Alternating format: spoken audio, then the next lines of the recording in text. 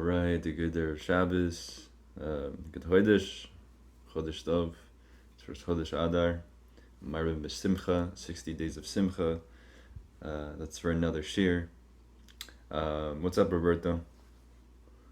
Nice to see you. Welcome. I just started. I didn't even say anything, so you're good. Um, let's see. So last week, I believe, well, we cut out like in the middle, and I don't exactly remember where that was, but I do remember it was part 3 here, section 3. So I'm gonna start from the beginning here because I don't exactly remember where we stopped, and I think it would be beneficial anyway to just recap, just kind of explain more in detail without like having to get cut off. Okay, so it says on the surface. Can everyone see? Like, hope y'all can see this. Yeah. All right. Yes. Cool. All right. So on the surface, it says on the surface, the above can be explained based on the well-known concept. Okay, wait. What was the above? Um, let's look at section 2 real quick because I don't exactly remember. Um, oh yeah. Okay. So why is it such a chidush? Like why is it such a novel idea to pick the king? Because it's kind of obvious why he is superior. All right. Okay, and it says on the surface, the above can be explained based on the well known concept that in the early generations, the people who worshipped the stars and the constellations did not think that the stars could generate influence independently. They knew that the influence conveyed to the earth through the stars and constellations, as implied by the verse, with the goodness of the sun's crops and with the goodness of the moon's yield, and this is from Devarim, that it is not brought forth by them independently. Instead, the Holy One must be He who conveys influence through them. That's where they erred. No, it says where they erred, however, was in thinking that the influence which God conveys through the stars and constellations is transmitted by their choice. They did not know the truth, that the stars and constellations have no free choice and they are only like an axe in the hands of a chopper. This was the reason they bowed down to the stars and constellations and served them. According to their mistaken conception, the influence drawn down through the stars and constellations was dependent on the free choice of those celestial bodies. Hence, the people thought it is appropriate to thank them, following the logic of the saying, the wine belongs to the owner, but the waiter deserves favor. Furthermore, because of their mistaken conception that the stars and constellations have free choice, they thought that by serving them, they would motivate them to grant them more influence. So they're basically trying to bribe the, to use the analogy, they're trying to bribe the officers of the king, instead of just like appealing to the king himself.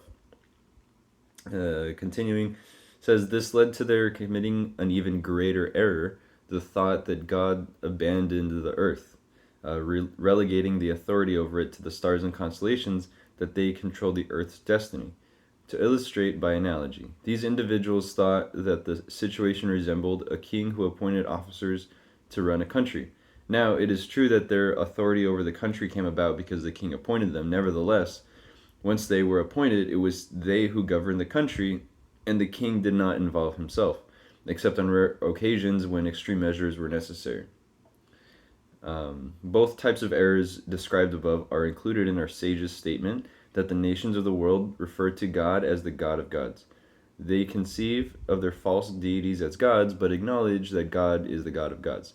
And like pretty much every kind of avodah zarah has this idea, even even like your classic pagan examples like Greek mythology, Roman mythology, Hinduism, like they all have whether it be like Zeus or Jupiter or whatever, and also like they have this creation story.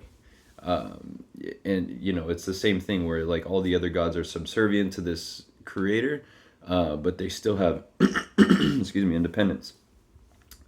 um, yeah, so for even those who believe that God abandoned the earth, and relegated the authority over it to the stars and the constellations, referred to God as the God of gods. They acknowledge that He is greater than those bodies and rules over them. Moreover, they realize that the very fact that, according to their mistaken conception, the stars and constellations are deities and have the authority to control the earth and convey influence to it is not because these bodies have independent authority. Instead, these people recognize that God gave these celestial bodies the authority over existence, as in the analogy of the officers of the king who rule the country because the king appointed them. Moreover, even the error that the stars and the constellations are significant because the influence that the stars convey from the Holy One, blessed be He, comes through their choice is included abstractly as a part of the approach that refers to God as the God of gods. For the very fact that they can do as they desire, if i.e. convey or withhold influence, would imply that they have a certain measure of authority and are therefore considered gods. Negating the concept of other gods altogether comes about through realizing that all the intermediaries are merely like an axe in the hand of a chopper.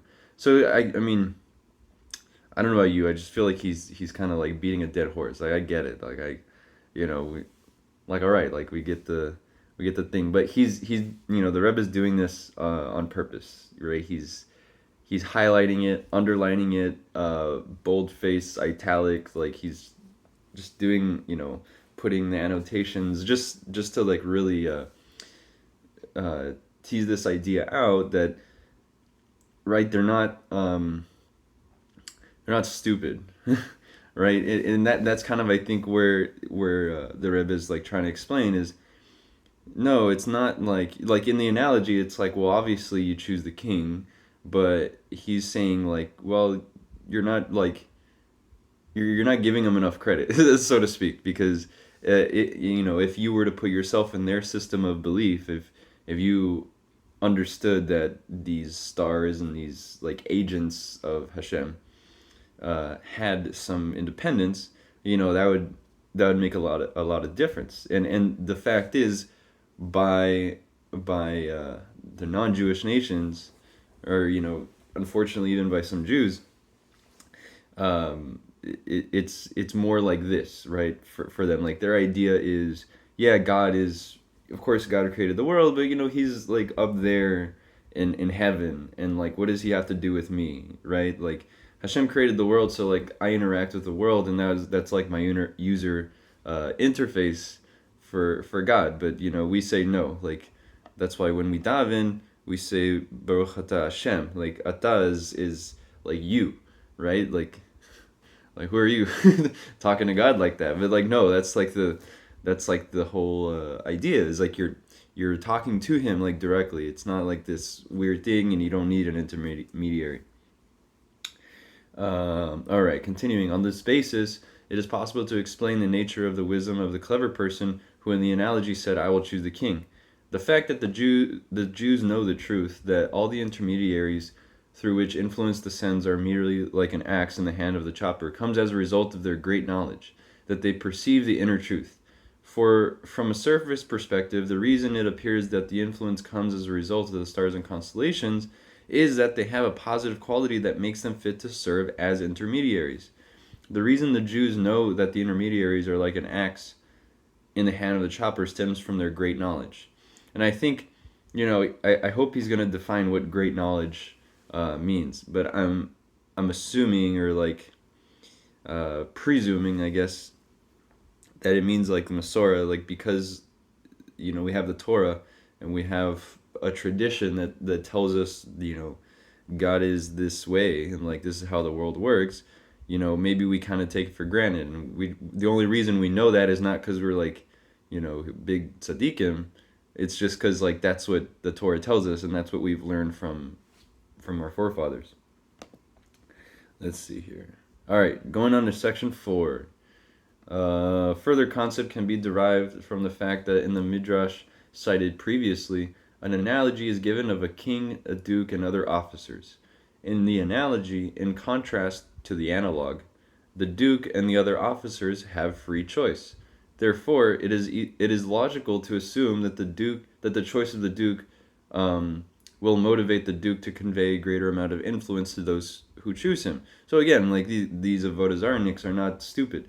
Like in their system of belief, like in right, like within that narrative, it makes sense. Disregarding like what we know, like okay, well, we have our own narrative, and that's why we believe what we believe. But they have their own narrative, and it's only logical to believe that. They're not just coming out, waking up one day and be like, oh, like I'm gonna worship the stars. Like no, it's like a very like it's a procedural thing. It says, he continues, in the analog, this is not so. The service of the stars and the constellations is is of absolutely no benefit because they do not have free choice. They are merely an axe in the hands of the chopper. From this, it can be understood that the clever person's decision, I will choose the king, is motivated by the fact that the king's service is of greater import to him than the benefit he will receive from the others.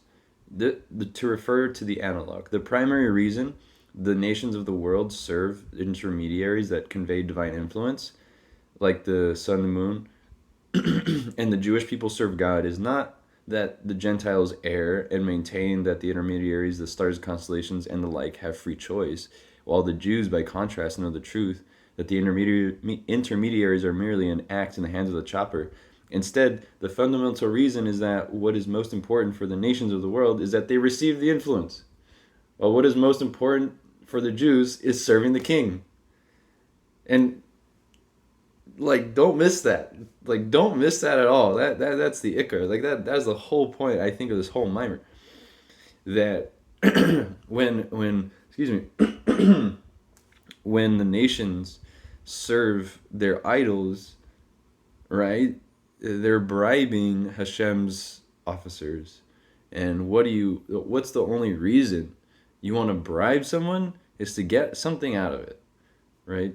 And that's the main difference. And this might sound disparaging, and if you're not Jewish, you might read this and say like, oh well, like I that's not true. Like I want to do the right thing, and you're like, okay, like convert then. Like what? Like it's not like it's not that exclusive. Like anyone can join. And I mean, really, like I've kind of touched on this before, but I hope this mimer is like illustrating it a little bit better. That why is Judaism, like practicing Torah, why is that service, and then why is following the 7 Noahide laws like not on the same level? And it's because the 7 Noahide laws don't require you to do anything. They require you to not do things that you likely are not doing anyway, right?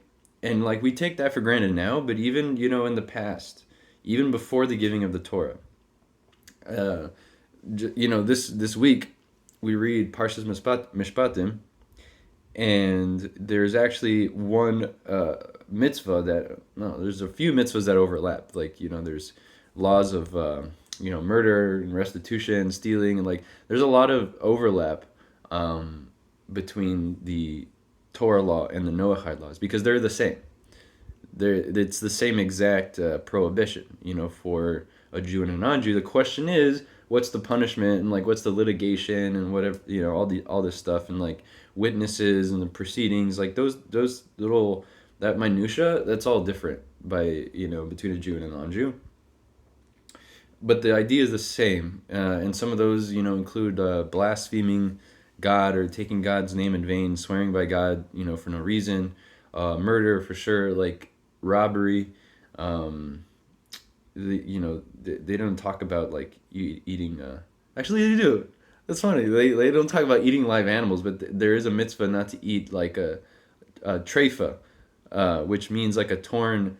Treif means torn, right? So Rabbi Silberberg, if any of you were in his class, explained that treif means like anything non-kosher. Like we generally refer to anything non-kosher as treif, but that's not like that's just kind of like a fault in our language. Like we say that, but it's not so accurate because treif just means like torn, meaning like an animal which was not slaughtered correctly, or an animal which was uh, attacked by a wild animal and as a result died. Like you can't eat this, right? You can't eat these kinds of animals that were not slaughtered kosherly, at least as a Jew, right?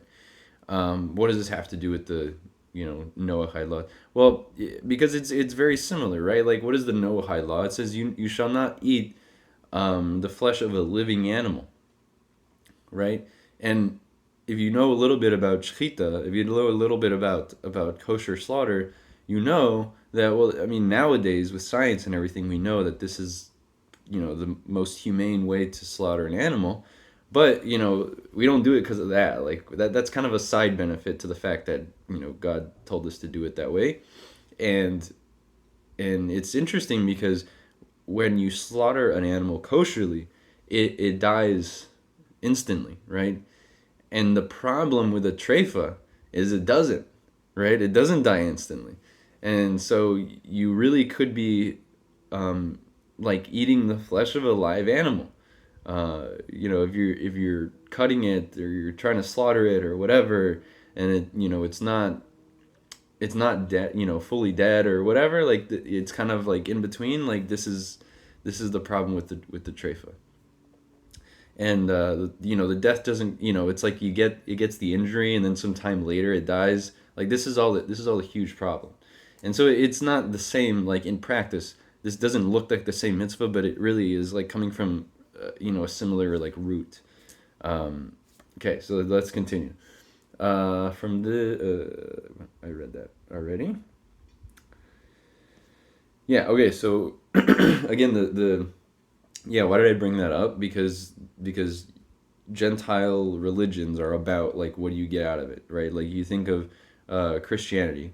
I mean, I like pick on them all the time because they're easy targets, but they believe that you just have to believe in Yashki. Like there's this idea of saved by grace, right? Like I said, like I didn't do. I was like down, and I was a drug addict, and I was like this, that, and the other, and then Yashki came to me in a dream, and now I'm better.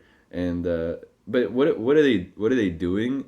They're attributing their service to this intermediary, if you will, because like right, Christians believe in God. They have to, like, in order to be real Christians. They And even more so, they have to believe that Moses received the Torah at Mount Sinai and gave it to 3 million Jewish people. And they have to believe that. It's part of their religion too. So they're not fighting us on the God thing. But they also have this system of like what the Maamar was saying. They're like, well, all I have to do is believe in Yashki and like I can get to heaven. And it's like, that's not the point. Like, first of all, that's not the point. Who says you need to get to heaven so fast, right? Like if Hashem wanted you to be in heaven, he would have just sent you there like lechatchila. Like why what's all this stuff?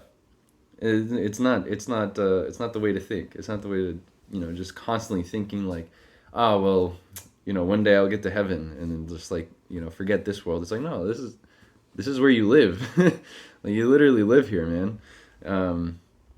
Yeah. And let's continue because we're gonna run out of time again.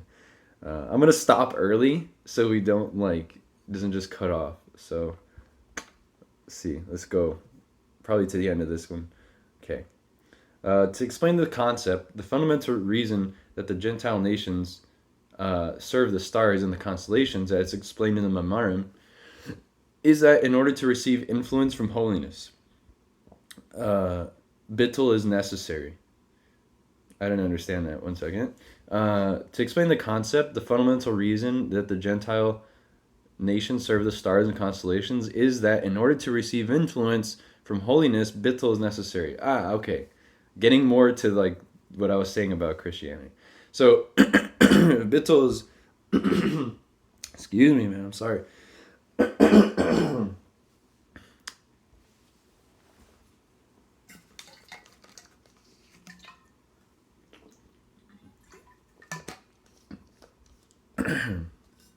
All right, Baruch Hashem. All right. So bittul is nullification. So let's just read it. It says, since they do not desire to nullify themselves, they choose to serve false deities. For to receive influence from them, bittul is not required. As the Zohar states, a spirit of impurity is continuously found where there is no cost and there is emptiness, as it is written. We ate in Egypt without charge. Well, that goes crazy.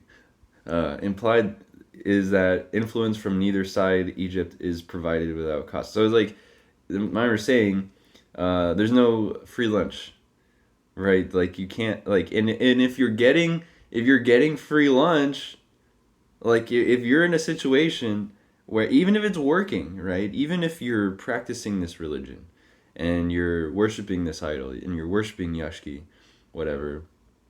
It was funny. I was watching like a documentary about how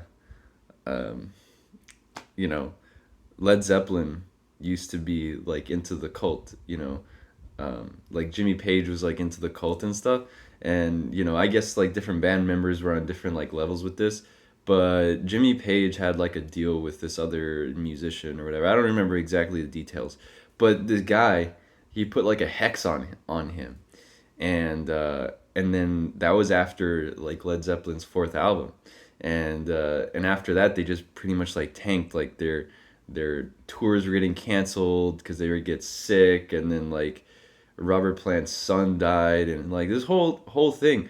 And I was watching this, and obviously, Bittul Torah, like this is such a waste of time for me to watch this stuff, but it was interesting nonetheless. And what was more interesting was like, wow, like sometimes you could do like avodah zarah, like shouldn't, but like if you do, you might find out that it works, right?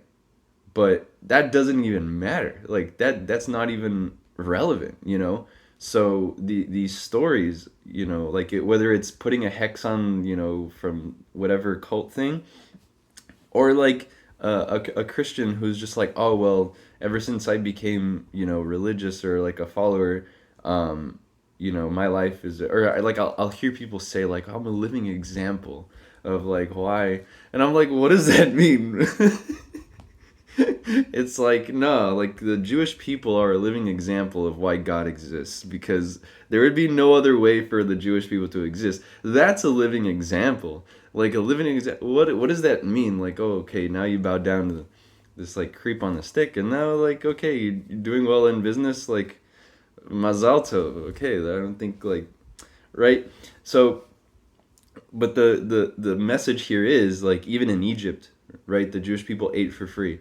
So like even in Egypt, they were able to get basically free lunch. Like it's like the analogy is like built in there, right?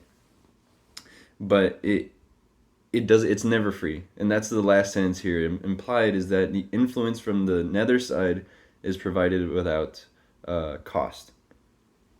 Yeah. So if you're getting this, like don't get it. It's not kosher, like because you're basically just stealing, like you're spiritually like taking, right?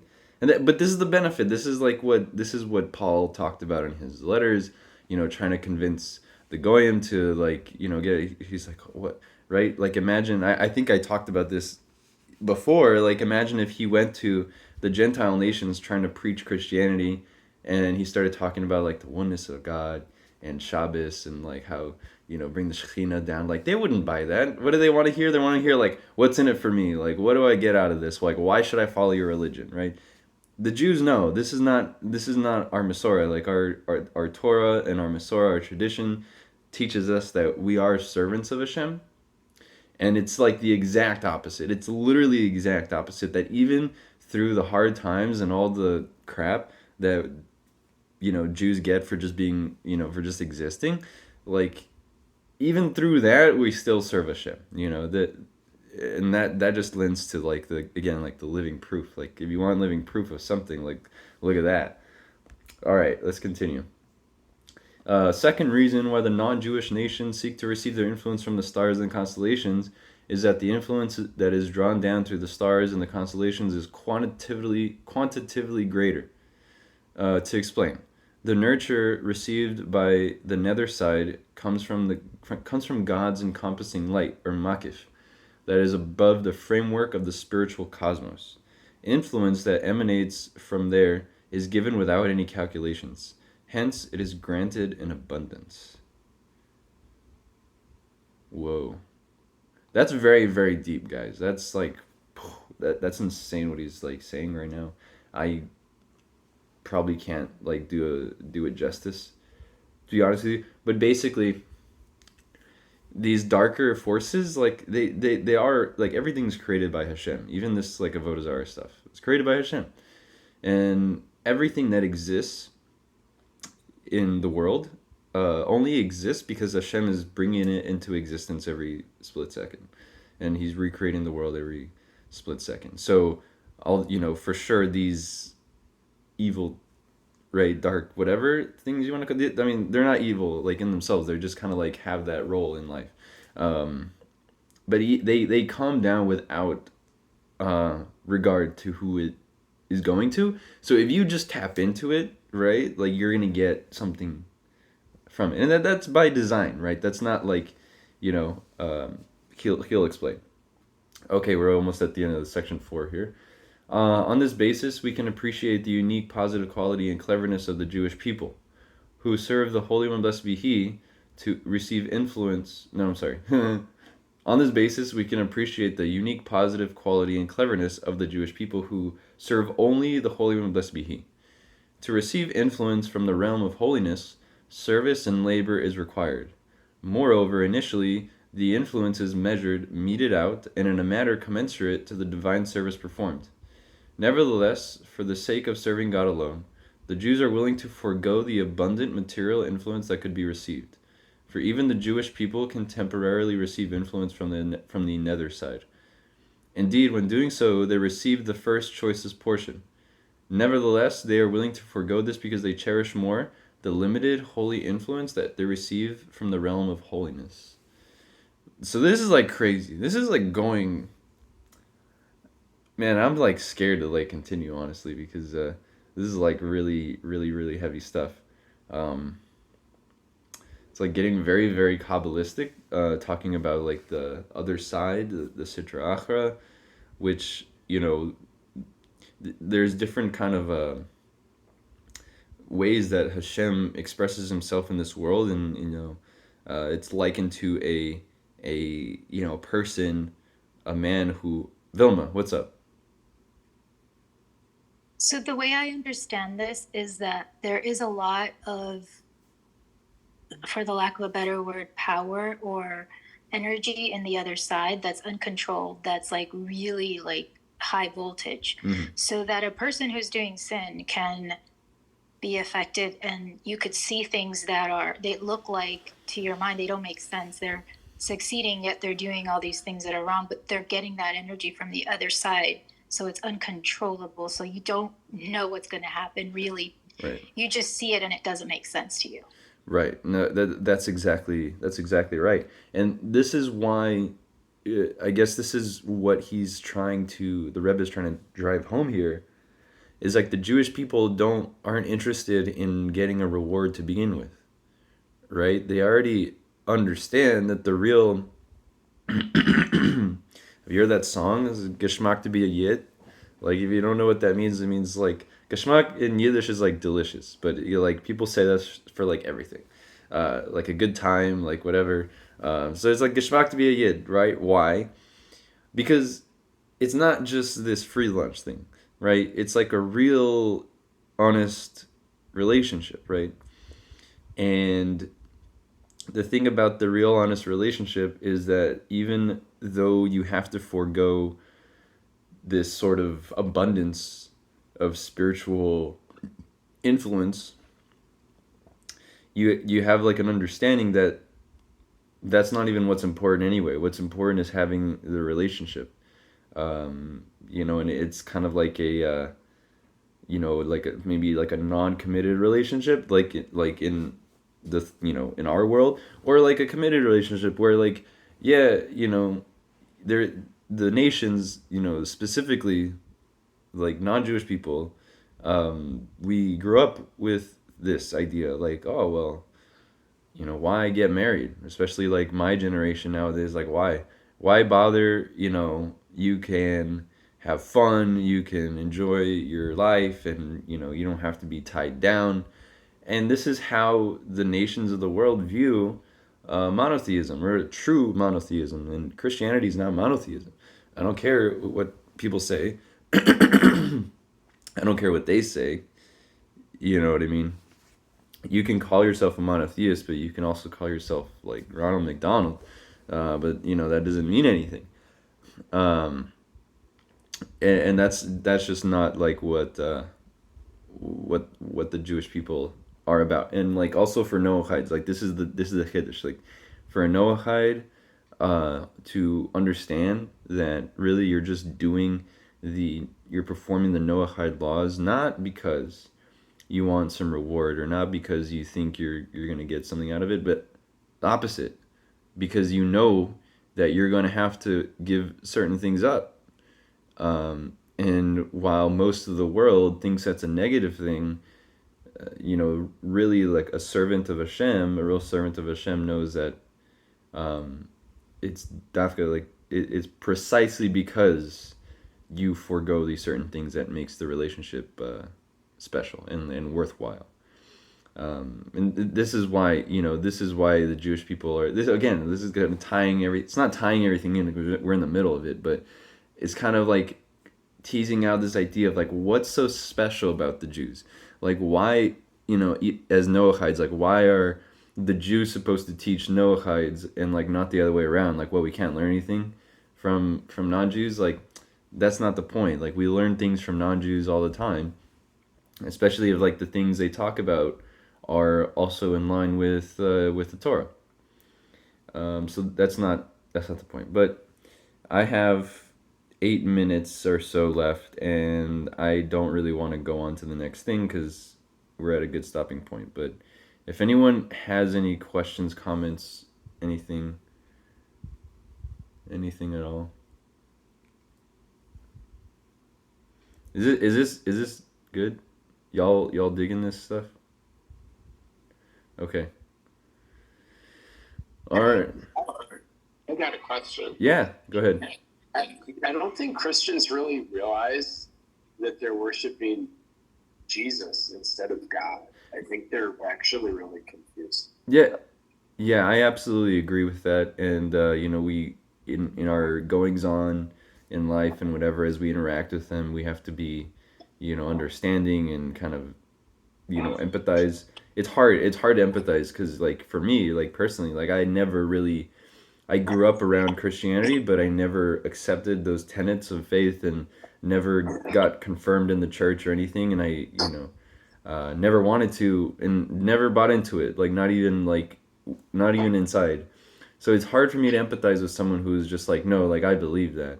It's like why, like why? I don't know why you would believe that at all. Like where do you get off? Like, but it's true, and you know that there's this really stark divide because we hear people say like silly things, like really silly things, like, well, how can the Jews not believe in the Messiah when the Messiah already came? And it's like, okay, lots of assumptions. You're making lots of assumptions here that don't need to be made. So they don't even understand their own religion, which is that's the point, right?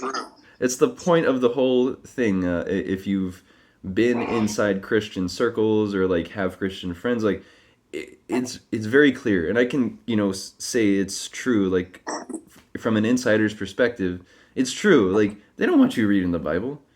Like, are you crazy? Like, like even the evangelicals who are just like, no, solo scriptura. Like, no, we're only right. It's like we don't believe in the oral law, but we'll put a menorah by our kratzmach tree. Like, I guess where that came from, man. Guess. Yeah, that wasn't from the Torah. That wasn't from the Tanakh or anything. Um, so, yeah. Vilma? As far as respecting other people's beliefs, like it's personal. Like I don't ascribe anything negative unless they're trying to force me. But like I've always questioned my own beliefs, and I've seen some people understand their beliefs and other people's beliefs better than others. So the mass, population is not going to be studying books, and they don't know how deep it goes with other religions. Like, especially with Judaism, there's a lot there. So even if someone is well versed in their own books, doesn't mean they know the others. And I think the most important thing to remember is not to have any judgment or resentment or negativity towards another because they believe differently. Mm-hmm. It's just to look at the good points. Like, oh, you worship a Jewish man? That's great. Like, in my mind, I don't have any negativity or judgment when somebody talks to me about a coming to Jesus moment or whatever it is they say. I just, move on to what is actually being said. Like, holding on to negativity or, judging somebody else's beliefs, to me, is not effective. It's not going to help me get a relationship with them or understand what they're saying. No, for sure.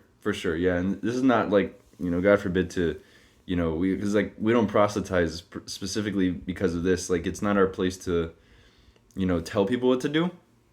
But if you're in the shir, like if you're on a path and you're searching and you're looking to the Torah, then you have to. It's not so much about judgment. It's about discernment. I think is the better way to put it. Because like in this Maamar, as the Rebbe is explaining, if to engage in such a spiritual practice where you think oh, I just have to bribe this thing and I just have to do what it says, right, and then I'll get a reward. That's the problem. That's really but for you, not you, Vilma, you, anyone watching this, right? If you're on a journey and you're searching for truth, this is going to get in the way of your truth. Now, if you are happy with your free lunch situation, okay, fine. Then, we can't help you. Not you, just the proverbial you, this person who might have these beliefs, okay. So this is a perspective of, he's not saying that you're going to negatively judge someone who wants to believe what they believe in their whatever he terms free lunch.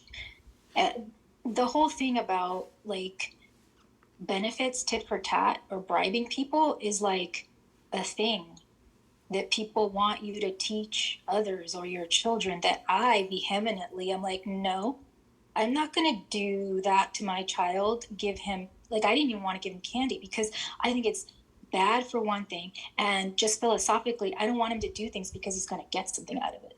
Right. Esoterically, philosophically, I'm opposed to that. Right. Yeah, exactly. And so is Judaism. So is the Torah. Because it's not a real relationship. And why does the mitzvah on the the tablets, the two tablets that Moshe Rabbeinu brought down from Mount Sinai? I have 2 minutes left, guys. Let's say this one thing. But so on one side, there's the laws between you and God. And then on the other side, on the other tablet, there's the laws between you and other people. Well, the mitzvah to respect your parents appears on the side that is also I am the Lord your God. Don't have it, don't worship any idols. Keep Shabbos, all these things that are between you and God. So why is respecting your parents there? Well, because if you can't respect your parents, then you are not gonna have a relationship with God at all. It's just a fact, and it works both ways, right? With human beings, there's two human beings. It works both ways. So if a parent just spoils their child, I mean, you all know kids like this. If you've worked with kids, daycare, school, you know when they get spoiled, and it's just no, it's just it doesn't produce the best character traits. And so too here, the Torah is saying, hey, if you think this is how it works, you're not gonna have a good time. But yeah, that's my TED talk for today. I have less than a minute, but yeah. So until next week, y'all. Good talk, and I appreciate all of the input. Let's keep that up. All right. Peace. Good Shabbos. Chodesh Tov. Thank you. Chodesh Tov, bro. Thank you. Yeah, my pleasure. Good Shabbos.